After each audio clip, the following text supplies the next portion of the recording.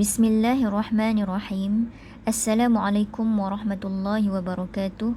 InsyaAllah pada hari ini kita akan memulakan silibus KKQ tingkatan 4 dengan bahagian tajwid Al-Quran bertajuk Makharijul Huruf. Makharijul Huruf. Okey, kita akan tengok apakah yang dimaksudkan dengan Makharijul Huruf.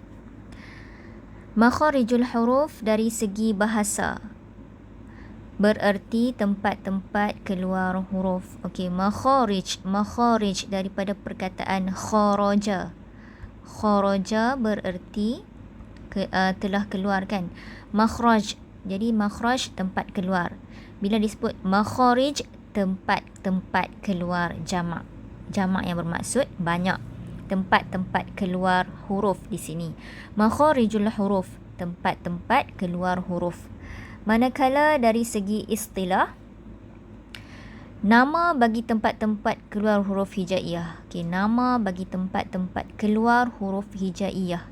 Okey, jadi makharijul huruf dari sudut istilah yang kita boleh faham dalam konteks tajwid adalah nama bagi tempat-tempat keluar huruf alif sehingga ya yang membezakan huruf-huruf tersebut antara satu sama lain.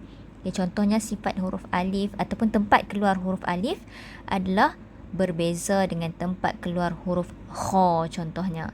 Okey, jadi setiap satu huruf adalah berbeza-beza tempat keluar huruf. Ada yang sama tapi berbeza antara kebanyakan huruf tersebut.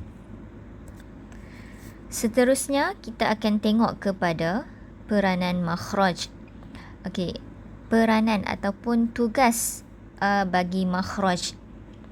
Antara peranan makhraj ialah mencorakkan bacaan seseorang pembaca Al-Quran. Okey, di sini makhraj apabila kita mengeluarkan sebutan huruf-huruf hijaiyah alif sehingga ya ketika membaca Al-Quran dengan betul, ia akan mencorakkan bacaan seseorang pembaca Al-Quran.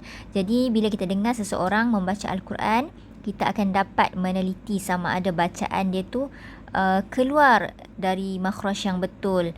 Bila keluar dari makhraj yang betul, akan melahirkan kefasihan sebutan.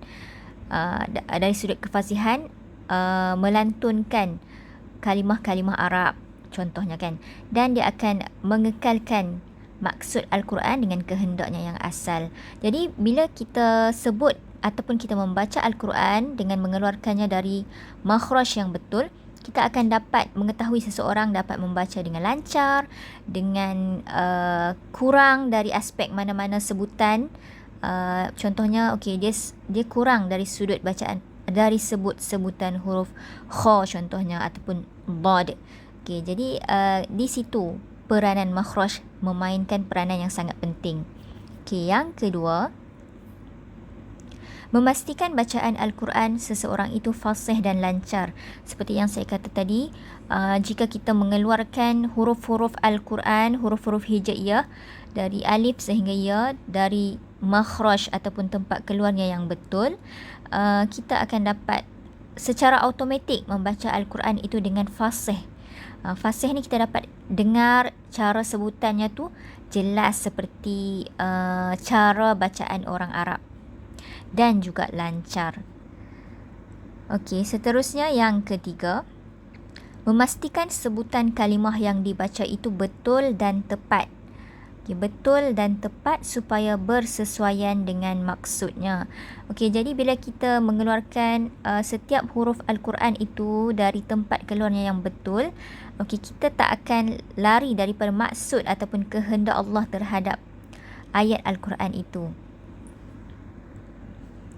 Okey, dalam hal ini kita dapat contohnya lah, kita dapat beri contoh sebutan huruf sin dan juga tha. Okey, kedua-dua huruf ini adalah berbeza, dan kalau kita baca sebutan sin, sepatutnya dibaca dengan sin tapi kita baca dengan sebutan tha.